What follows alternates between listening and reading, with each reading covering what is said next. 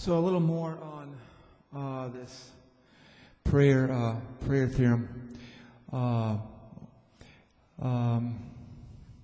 It would show the existence of God's plan, that we are in partial control, sort of like throwing dice, like I think Einstein had said, God's not throwing dice, but it might appear a little bit like that, and it also might show that our thinking is actually producing reality. Our world is a product of us in some sense, and I'm not sure how that is, but it's just a thought for now.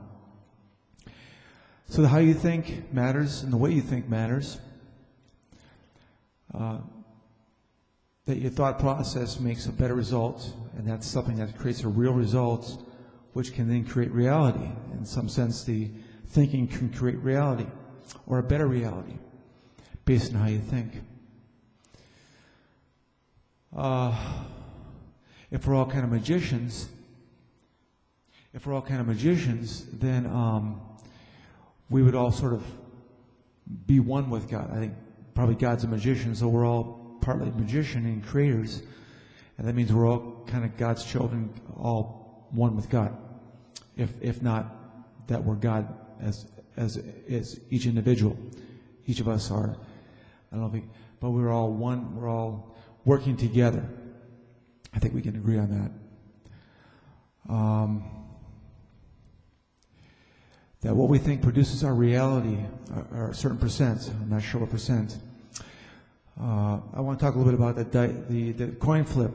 A little confusion about, how I flipped, and if you consider the past in just one flip, it made it like 75% or 25%. It was a big swing.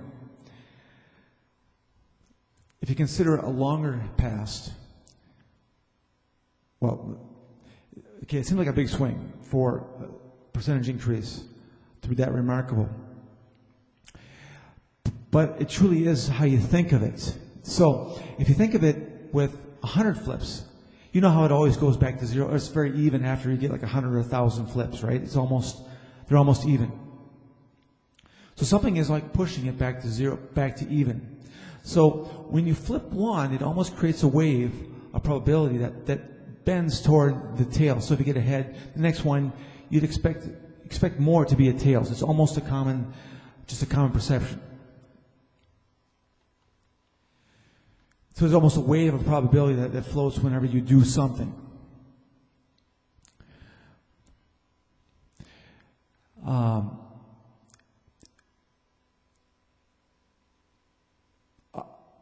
And it's very English-oriented, this problem, and others would say, well, Chris, you can't think of it that way.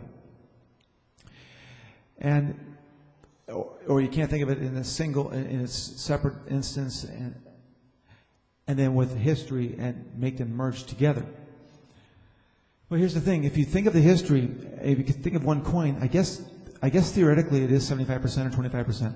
But if you think of it with 1,000 flips, and it's almost 50%. In other words, it's almost 50% at that point when you flip one up. So if you've got a lot of history involved, it's almost 50%. And that's what makes it,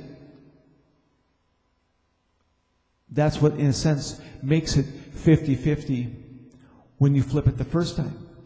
Because you think of it, it's a 50-50.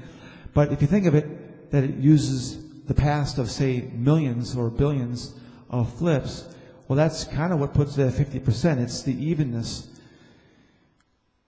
But even still, even throughout eternity, it might not be 50%, but just a hair off. So it shows that there's something, a probability wave, floating as we conduct life.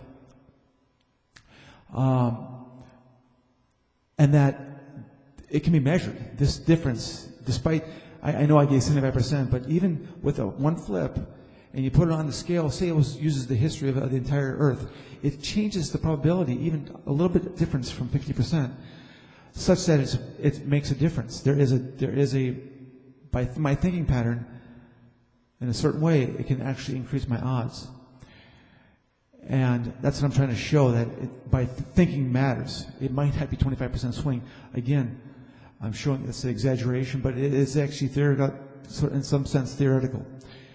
But that there is a swing and a probability wave, that when we do something, it affects the wave, and it produces something not quite 50%. And it's that difference, that if you think of it that way, that makes it a better difference, about 50%. You have better probabilities, better probability in life of succeeding.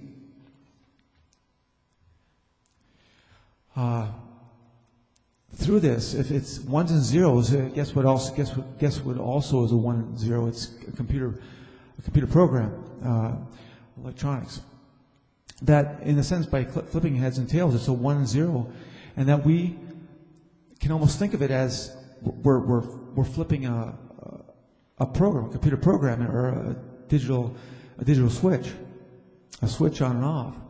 In life, it's almost gives the proof that we are part of a program. I haven't quite got it all figured out there, but I'm making steps toward that this is a sort of a program, or a matrix, or some kind of program going on that's being conducted based on probability of our thinking affects the program, the general program, God's plan. You get it? So these are just thoughts. I wanted to share. What else here? We'll stop there for that. Make sure this is recording good. Thank you.